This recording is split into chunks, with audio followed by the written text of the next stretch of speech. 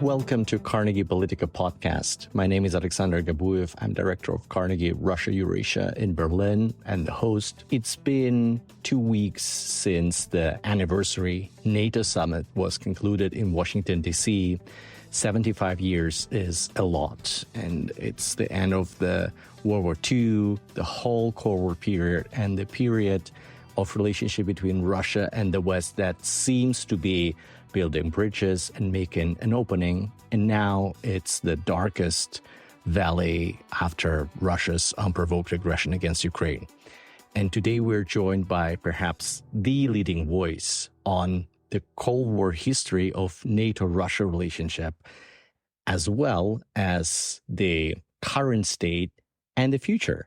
Professor Mary Elise Sarotte, who is at the Johns Hopkins School of Advanced International Studies, and her book, Not 1 Inch, America, Russia, and the Making of the Post-Cold War Stalemate, is a must-read for everybody who wants to understand the sources of this war.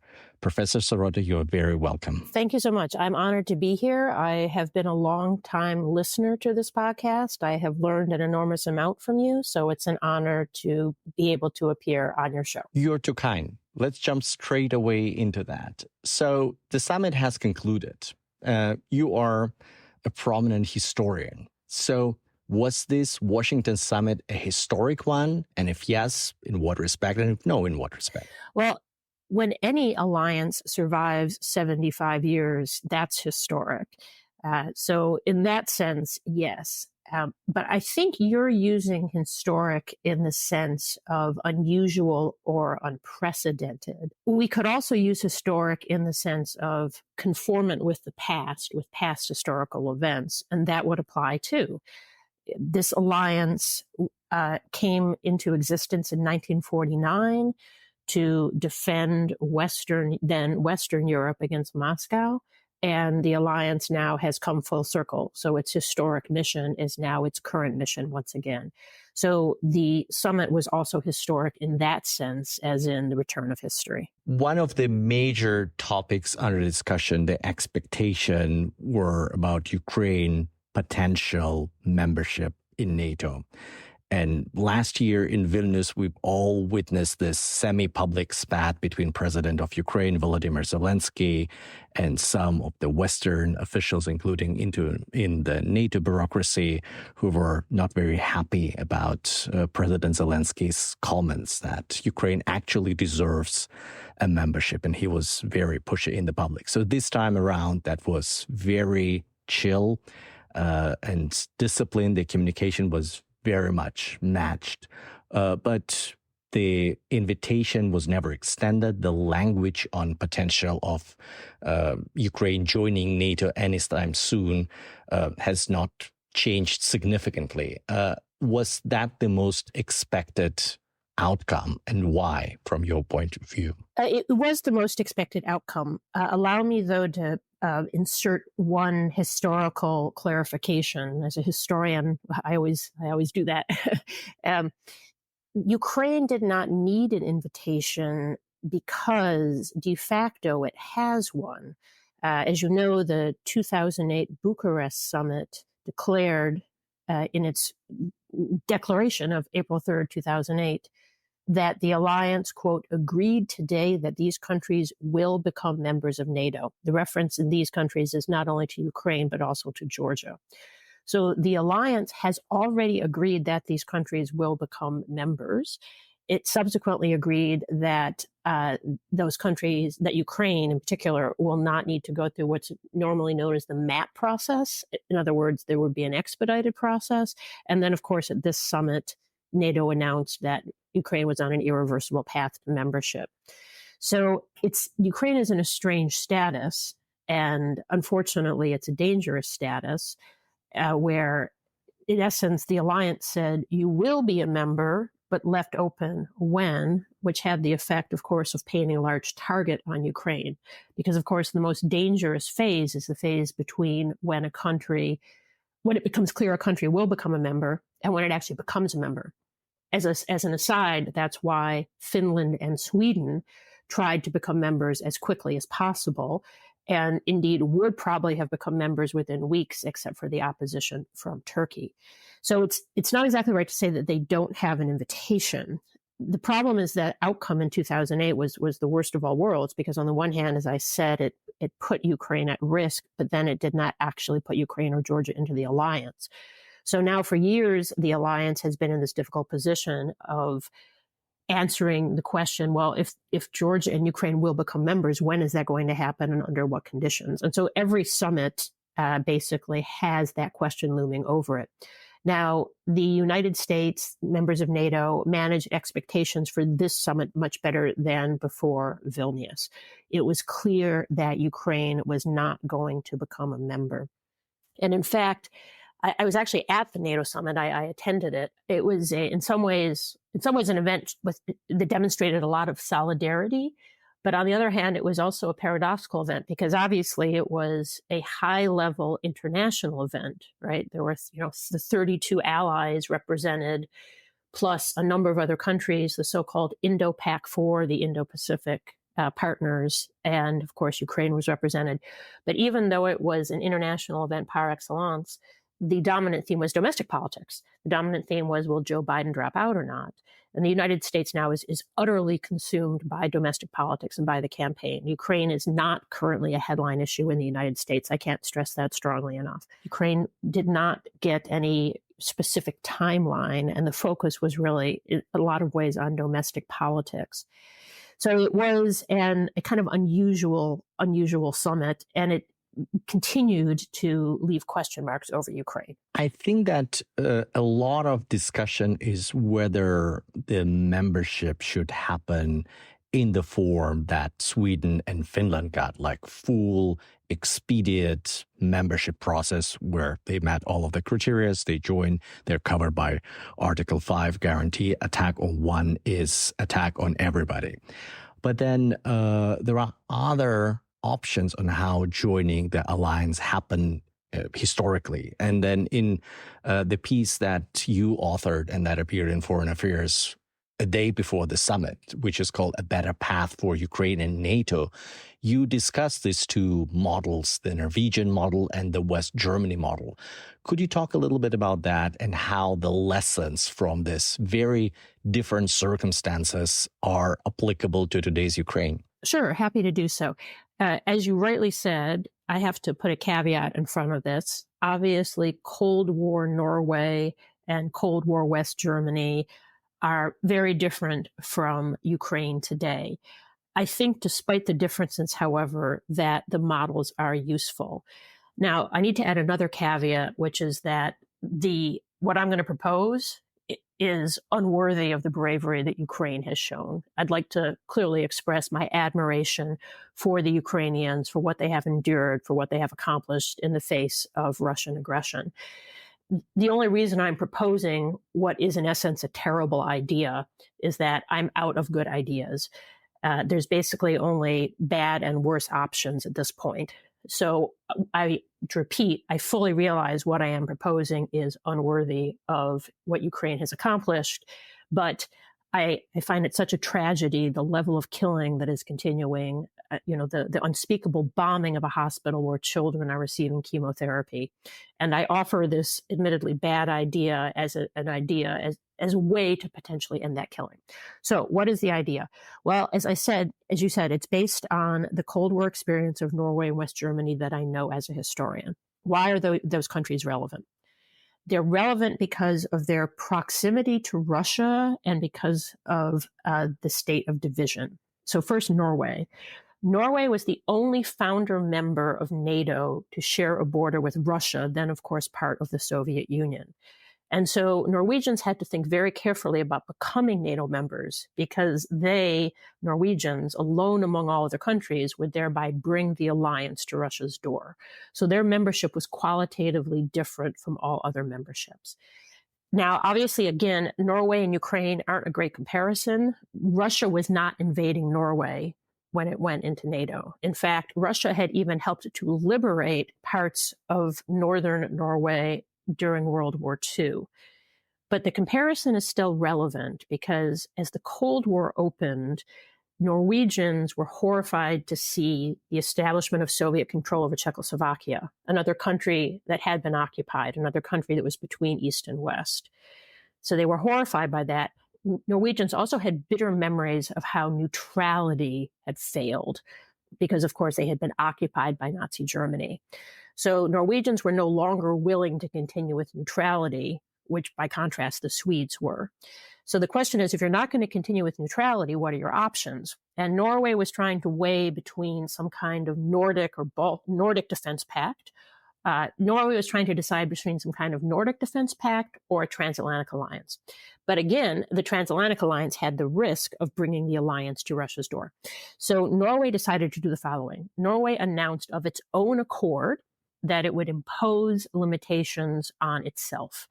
It announced that there would be no foreign troops stationed on its territory as long as Norway was not under attack or under threat of attack.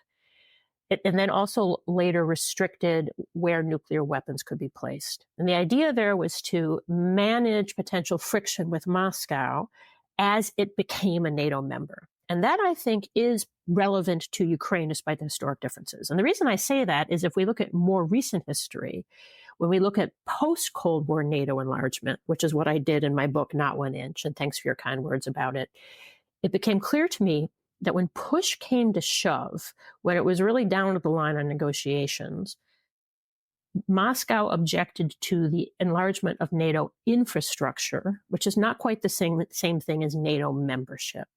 In other words, all of the Mikhail Gorbachev, Boris Yeltsin, Vladimir Putin, when push really came to shove, for example, during the negotiations over the NATO-Russia Founding Act in 1997, what Yeltsin really opposed was the enlargement of NATO infrastructure, the movement of that infrastructure close to Russia's border. And that's what the Norwegians realized back in 1949.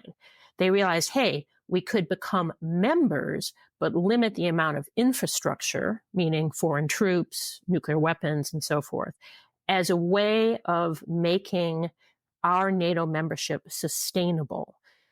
In other words, mitigating the risk that there will be blowback from Russia. Now, that I find relevant to Ukraine. And then the second example, West Germany, is relevant because West Germany was divided. Now, here I need to toss in one more caveat. Before the Vilnius summit, there was in my view, misguided discussion about the West German example. The discussion in 2023, basically the argument was, well, divided Germany was in NATO, so therefore divided Ukraine can enter NATO as is, right away, no problem. That's a serious misreading of history. Divided Germany did not get into NATO. West Germany got into NATO. East Germans got left in the lurch. So at the time, 2023, I published a different foreign affairs article saying, hey, that's not the right way to apply the West German example. I kept thinking about it, however, and I realized there was a way to apply the West German example appropriately. And that is through the strategy of provisionality. The strategy of provisionality. Now, what do I mean by that? Well, the West Germans got into NATO by saying, we do not recognize the border with our eastern part. We want to keep the possibility of unification open, but we have this provisional border. And given that we are not in a position to change it now, we want to join NATO. We want the benefits of Article 5. We want to build up our economy, our democracy, and we want to make ourselves a strong state and partner so that we can one day reunify the country. Now, obviously, this was a bitter outcome. The German division, of course, separated families for decades. It reduced the threat of a direct military confrontation. So, long story short, my argument, again, this is unworthy of Kiev, but my argument is that if Ukraine would be willing to recognize a provisional border, and not internationally recognized, provisional, militarily defensible, then once it has a border, then it should get into NATO, because Article 5 needs to have a border in order to be credible. I could go on, but I'll stop there and see if you have more questions about it. I could get into more details, but that in essence is the outline of my terrible idea, but that's the one that I'm left with at this point. Sure. I think that it's very useful that a historian like you walks people like me and other listeners through what real experience of Germany in the Cold War was, and West Germany joining NATO, because there is a real indeed and Norway too, which is a less known example, and there is a lot of misconceptions. But let's do an even more difficult task, an ungrateful task, because we will try to understand the Russian motivation. The concern about the military infrastructure is there, and you document that in your excellent book very well. I think that if I'm Vladimir Putin, well, first of all, Russia got into this horrible conflict that costs its dearly in blood and treasure. Like tens of thousands of young Russian boys have perished for no reason, because one man has decided to start this war, and there was no systems of checks and balances inside Russia and no civil society powerful enough to stop that. So as a Russian, I need to admit that part of the responsibility for that.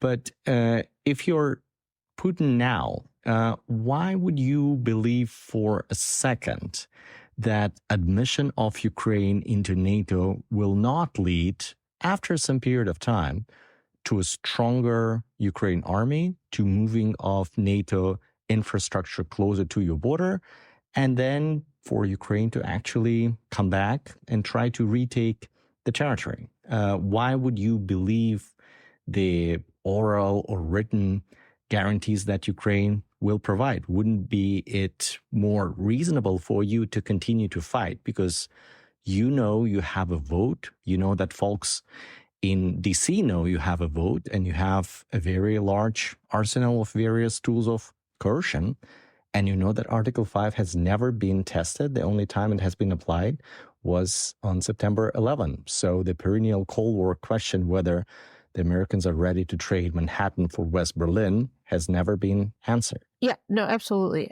First, it's important to state clearly, and as you did, this is a war of aggression that Putin started, and Russia is, I believe, committing war crimes. And I would not be advocating for these things, but for the fact that we are in this terrible situation. Also, again, just to repeat, I realize that there are many problems with this idea. I don't say that it's perfect. The problem is I'm just out of unproblematic answers. But let me address your question. So what's relevant here is, again, the West German example. So in order for West Germany to become part of NATO, it had to make clear to its allies that it would not pursue unification by force. In other words, it wouldn't just drag all of its allies into exactly what you said, which is into a war to reclaim territory once it became a NATO member. And in my proposal, Ukraine would need to give that guarantee to its allies as well. And then the Norwegian example kicks in, where Ukraine then also unilaterally says it will not have foreign forces or nuclear weapons unless it is under attack or under threat of attack. So this is a defensive position, and it's only if Putin then attacks again, which is obviously the other big danger, that if you have some kind of ceasefire, Russia and Putin just attack again, that it's only if that happens that then in response, Ukraine does what Norway would do, which is allow in foreign forces and nuclear weapons. I should also say the fact that Norway said we won't have foreign forces or nuclear weapons on our territory unless we're under attack or threat of attack allows a whole range of activities. For example, there was an entire NATO headquarters built in Norway. So there's still quite a bit you can do, even if you don't have foreign forces permanently stationed there or nuclear weapons permanently stationed there. So Ukraine, again, this, in essence, this puts a huge burden on Ukraine, which shouldn't have to do this because it was attacked. But in essence, what I'm arguing is an infrastructure for peace deal, where Ukraine basically says, we don't want to do this. We want our borders back from 1991, but facing the reality of the amount of killing that is going on, of the fact that we haven't been able to make the gains we wanted, we are going to recognize a provisional militarily defensible line. We will renounce we will cease major military action. We will renounce military efforts to regain the lost territory. And in exchange, we will become members of NATO, but we will unilaterally declare that we won't have foreign forces or nuclear weapons on our territory. So then you have a situation, so it's different than the situation you're describing, which is Ukraine is not, stationing massive foreign forces right on this provisional border ready to attack. Also, you have to remember, Article 5 of the NATO treaty does not require allies to go to war. It requires them to regard an attack on one as an attack on all, but it doesn't then automatically require them to go to war. If Ukraine, in contrast, does what you're saying, which is then attacks Russia, which frankly I find hard to believe that it would do so, but let's, think about it, that's not an Article 5 case. If Ukraine attacks Russia, then the allies are not obligated to join in that attack. In fact, the allies, precisely because of concern about nuclear war and so forth, would strongly advise Kiev against that, and Kiev would be out on its own. It would actually be more vulnerable than it is today, where it's not a NATO member, but at least has strong support. So that would actually be very unwise from Ukraine's point of view. So I don't think that is the scenario that would result.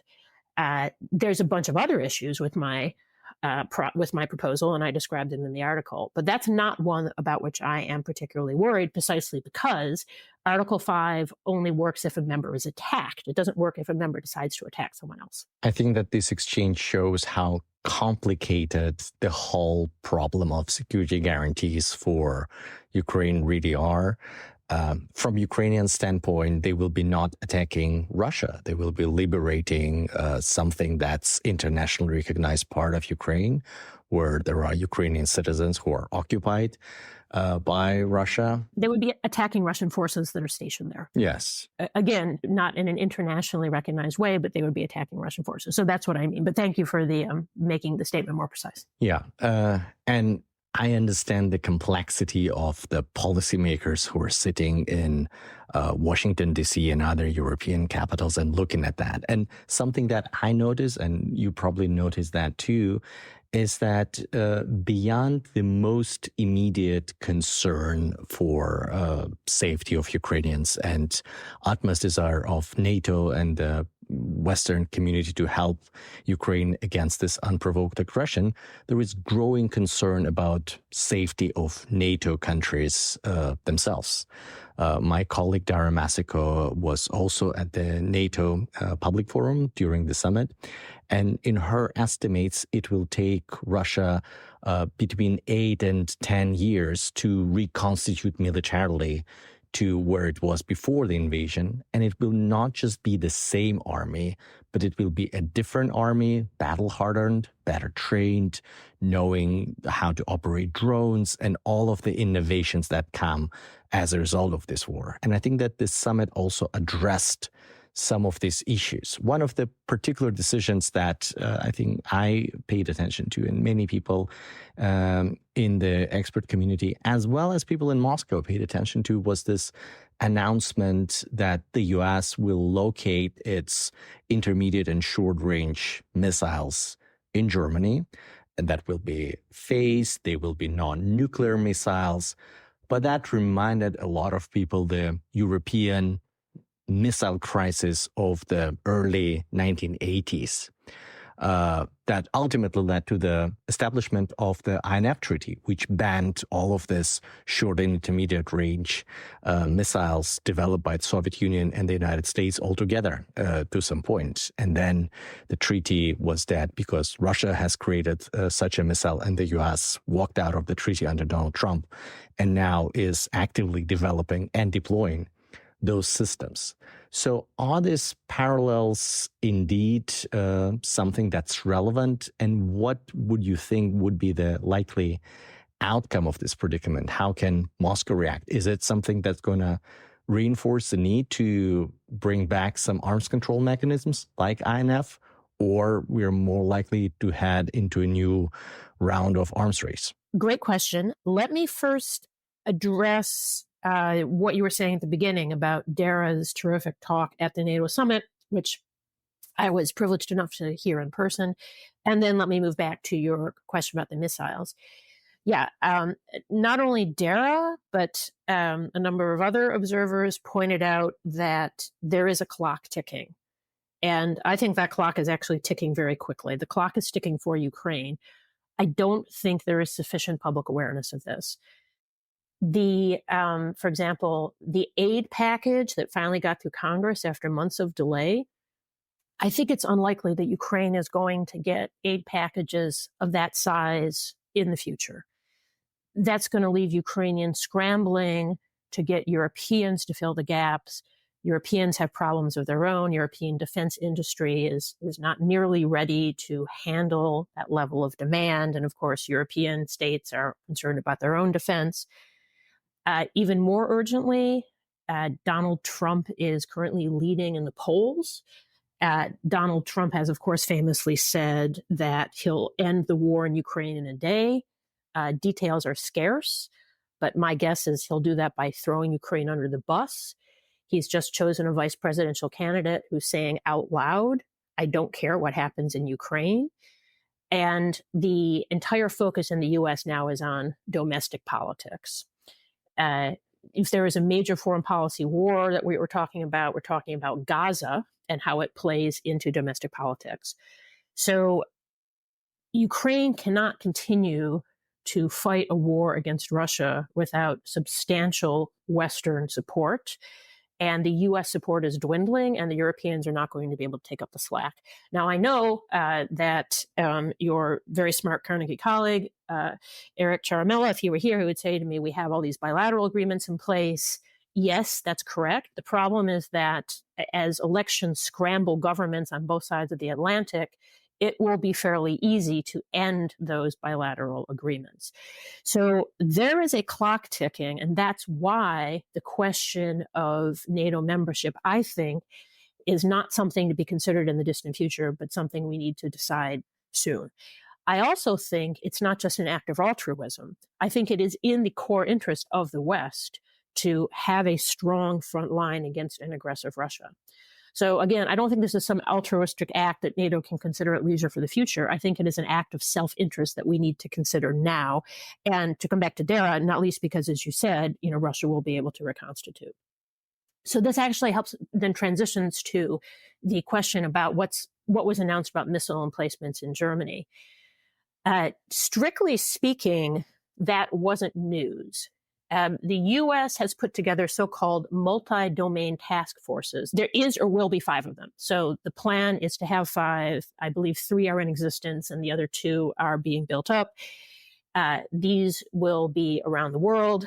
And the second multi-domain task force is in Germany already. And there already was a plan to bring these, what are now being called long-range fires, to that multi-domain task force. What has happened recently is it became a subject of public discussion as a result of the NATO summit, because there was a White House statement about both Tomahawk cruise missiles and SM-6 ballistic missiles going to that multi-domain task force, which was planned, and also potentially long-range hypersonic weapons, which are still under development. One German commentator referring to it said, this is kind of like that book, The Hitchhiker's Guide to the Galaxy. I don't know if you're familiar with that book, a brilliant comedy. The upshot of that book is that the Earth is being destroyed to make way for some kind of hyperspace bypass.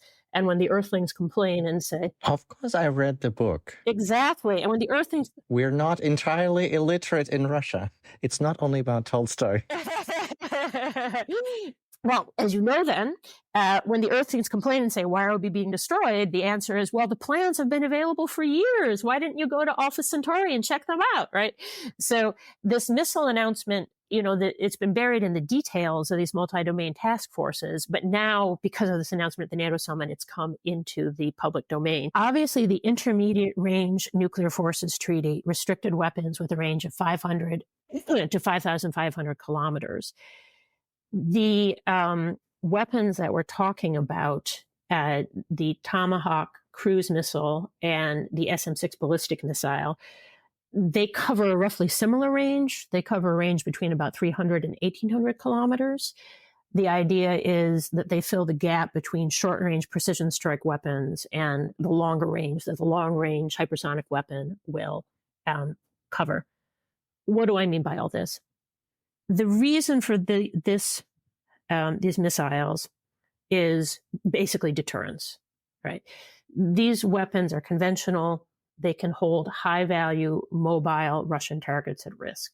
So the idea is to deter Russia, saying, look, if you really do want to threaten Article 5 territory, we will have the ability to respond quickly. In particular, the long-range hypersonic weapon, again, this is still in development, but it has a range of about 2,800 kilometers.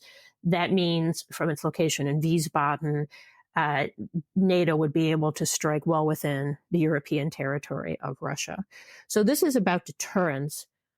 I would argue that even though there's a lot of headlines, this is not really a new situation. I mean, since the start of the war, we've realized, we are back in a state where there is major land war in Europe.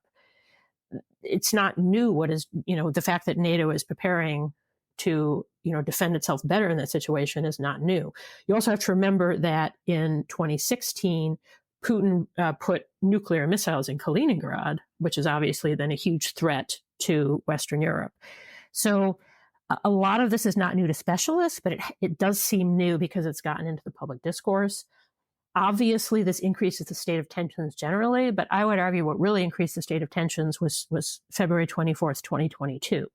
And this is a very sad but realistic response to that just playing out years later. I cannot agree more. And, it started with Russia's disastrous reaction to the political crisis in Kiev, in Maidan in 2013, 2014, the disastrous annexation of Crimea, instigation of war in Donbass, and all of the choices that where Russia could have other options and other paths. And that's lead me to the last question. I witnessed your excellent discussion at the Munich Security Conference this year with then Prime Minister of Estonia, Kaja Kallas, who is now obviously the High Representative for Foreign and Security Policy of the European Union. And Kaja starts with a story like she's on vacation, reading your book, Not 1 Inch, and then she recommends this book to an American couple, and she is in the process of reading, so she ends reading on a plane and says, oh my God, I've recommended this book where the conclusion says that we should have talked to the Russians. There were other options and we should be engaged in more dialogue. My takeaway from your book, which I also read this year, and again, that's an excellent book and everybody should read it. To me, it sounds very like what our experience as humans are, that every step you make opens various timelines. So there is no predetermined future.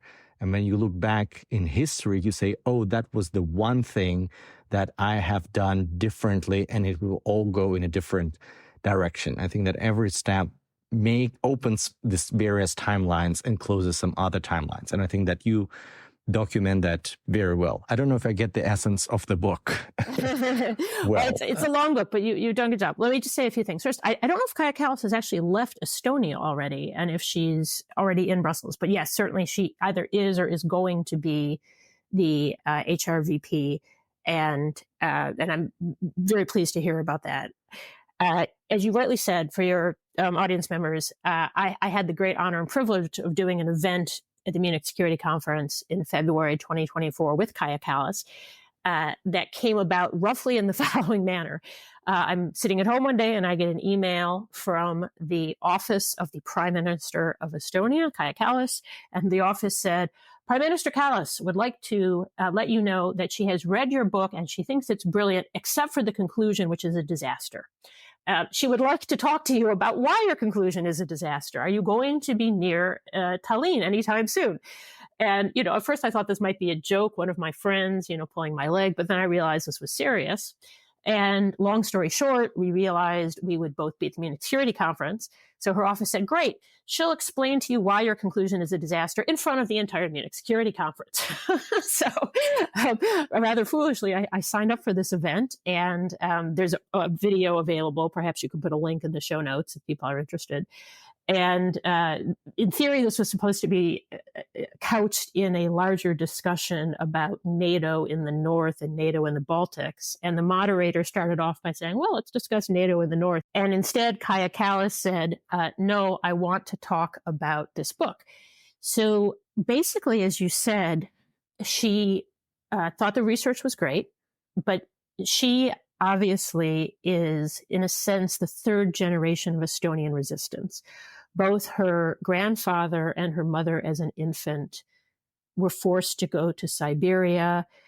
She has obviously a dramatic personal history as a result of that persecution. And she has made clear in multiple statements that there are no missed opportunities with Russians. So she made this clear, in her opinion. So she made this clear to me at the Munich Security Conference, and that she got up on stage and said, I'd like to discuss Mary's book, which is terrific, but the conclusion is terrible.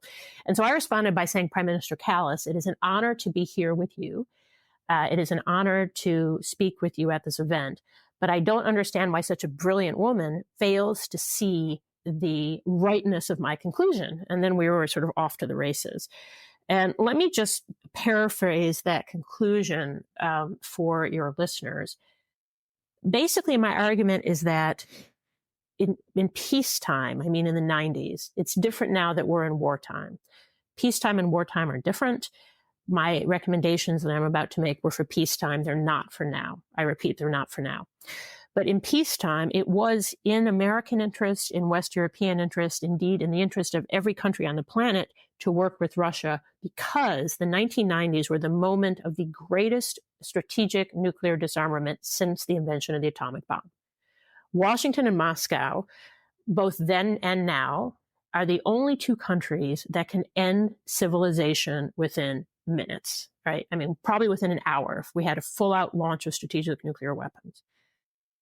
Therefore, anything that reduced the chance of that happening and anything that reduced the capability for that to happen is, to put it mildly, highly desirable.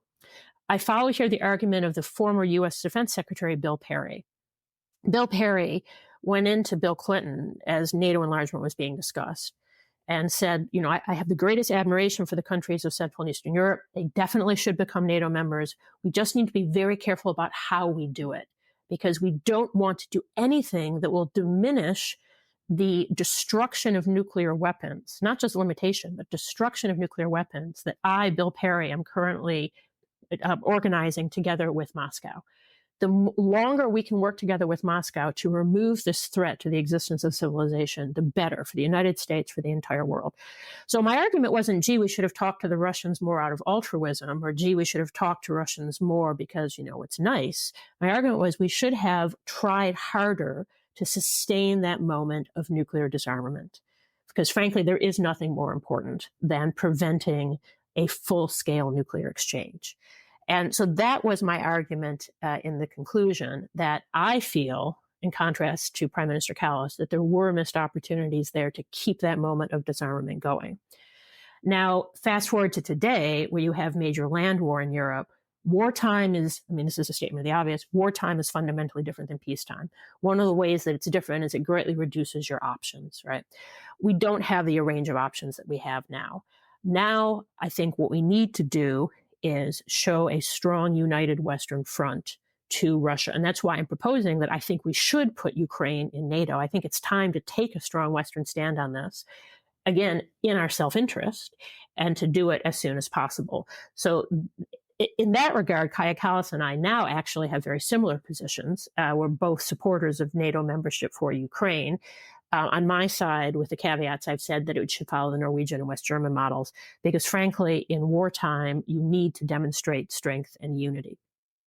So that's the context of both my discussion with Kaja Kallas and the book, Not One Inch. But thank you for, I think, providing an adequate summary of a very long book. I'm sorry to have inflicted so many pages on you, but I'm glad you found them useful. It's a generic, I think, because I find the arguments that the outcome that we arrived at was the only possible. Like the moment Putin has put his hand on the constitution on May 7, 2000, he was repeating internally this date, February 24th, 2022. That's when I go full in Ukraine. And it's just ahistorical. And I think that majority of the blame is really on the Russian leadership and on Russia for this horrible situation that affects us all, but first and foremost, Ukrainians. I think the optimistic takeaway, if there is a silver lining here, is that we humans have agency, decision makers have agency, and those, as you say, the wartime and peacetime are very different. There is still a range of options in the wartime that are worst case outcomes, like really disastrous outcomes, and the outcomes that are imperfect, that can maintain a very awkward peace, hopefully transforming into a more durable and then also more just peace. I'm very grateful to you for joining this discussion, Mary, and I hope to have you again at some point. Thank you so much.